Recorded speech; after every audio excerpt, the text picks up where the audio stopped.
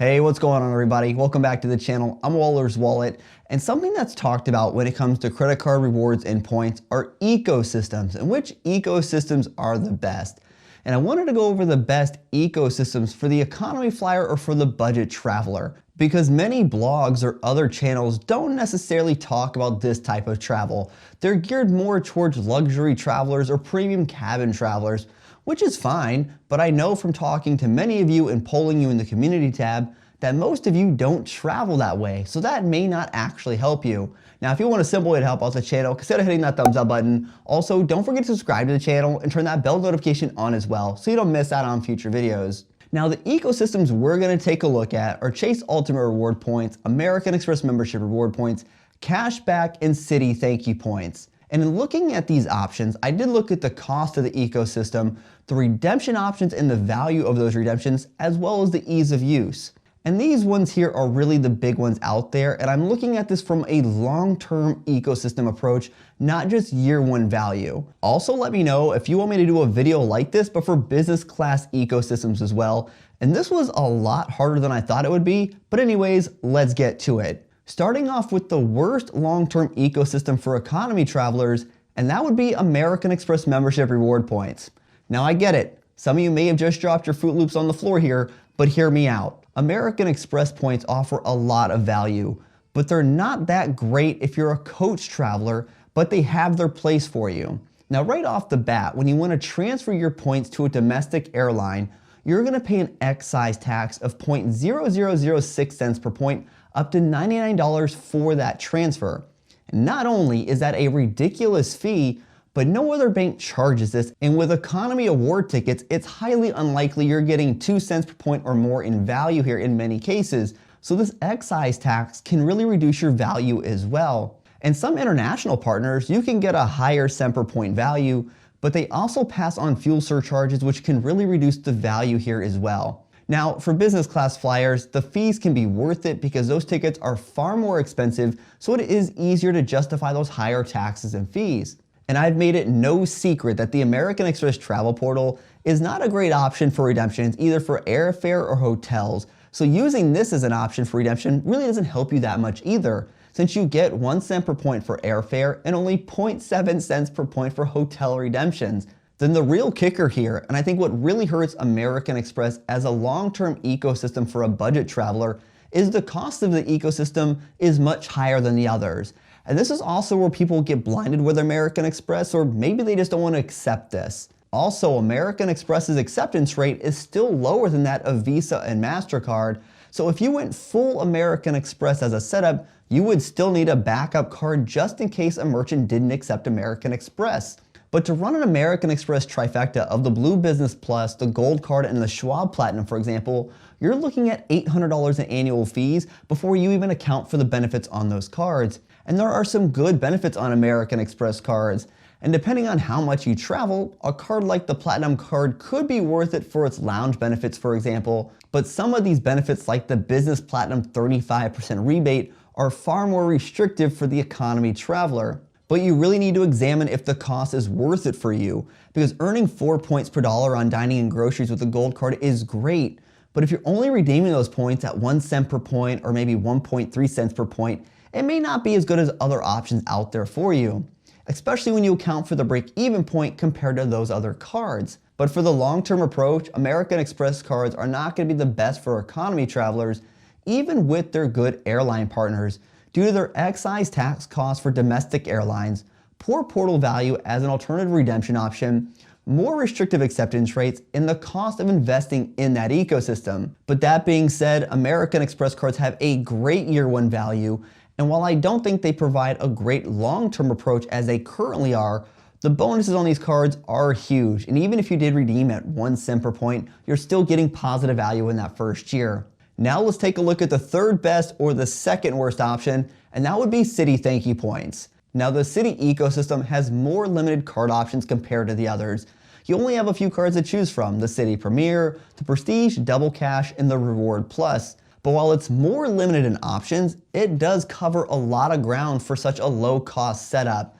I mean, getting the double cash, the Reward Plus, and the Citi Premier would only cost you $95 a year. Now, if you decided to get the Prestige, it's going to cost you a little bit more for the setup, but the travel credit on the card is very easy to use, and you can actually use it for groceries and dining in 2021, and it comes with other benefits like lounge access as well, which could be useful. You just need to see if it's worth $495 for those benefits or not. So the Citi ecosystem doesn't have a robust card selection, but it is well-rounded. Now when it comes to Citi Points, I think Citi Points provide some really good value, and for their transfer partners, I like Citi transfer partners just right after American Express but above Chase's partners. But this can take more time to learn, and their partners are more advanced and can be difficult for people to use because it does require more knowledge of these programs. And while I like their partners, outside of JetBlue, Citi lacks domestic airline partners, and domestic partners, while they may not offer the best value, can make the booking process quicker for people, and some people really enjoy that. Because I understand not everyone is willing to spend extra time on the phone to save a few thousand miles. So the amount of work someone may need to do might be more than they're willing to put in for economy flights. Then as far as the Citi travel portal, you can redeem your points for 1 cent per point for airfare and hotels. Now when you do have the Reward Plus in that setup, you do get 10% back on your points when you redeem them, up to 100,000 points per year, making it worth 1.1 cent per point through their portal.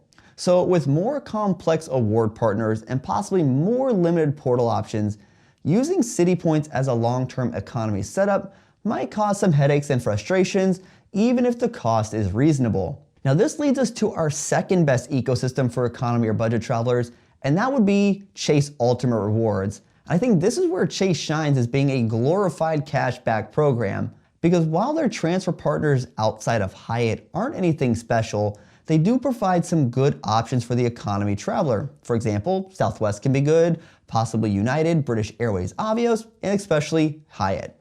And while their transfer partners may not be as good as American Express or Citi, they still offer people value. Next, their ecosystem isn't overly costly.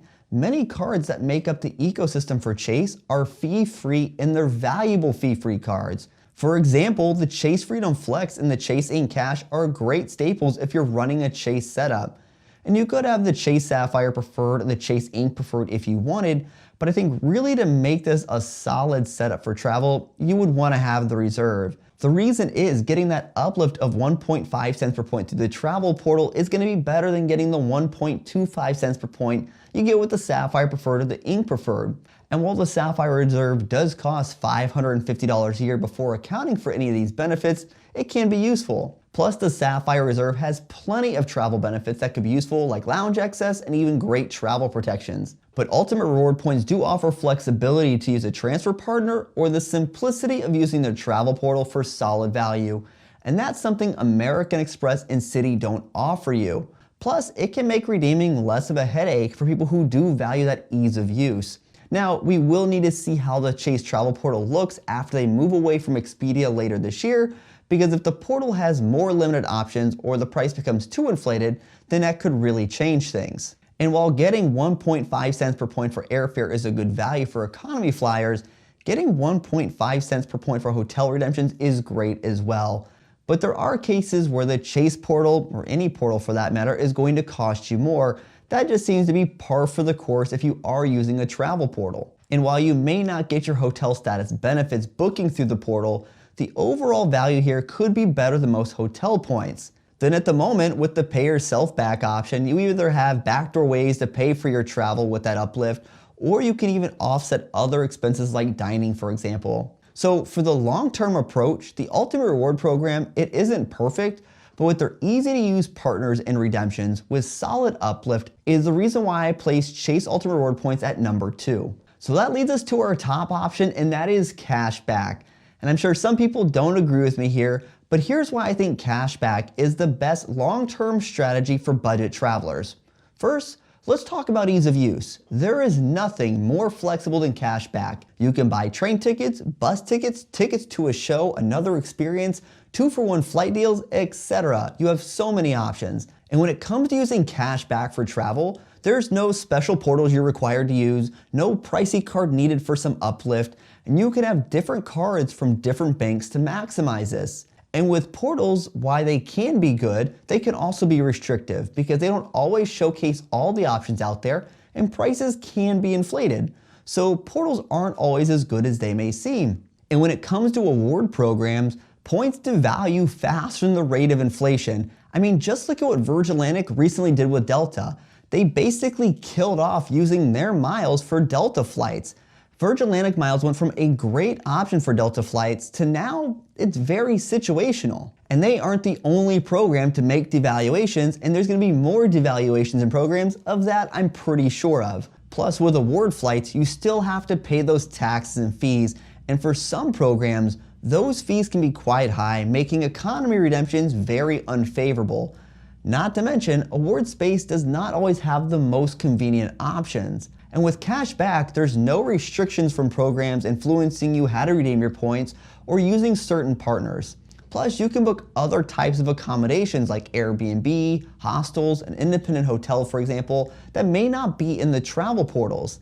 Then for airfare, any option is fair game. And while you don't have access to transfer partners with cashback, if there's a good sale on points, you could always redeem your cashback for points if the numbers work out and make sense for you.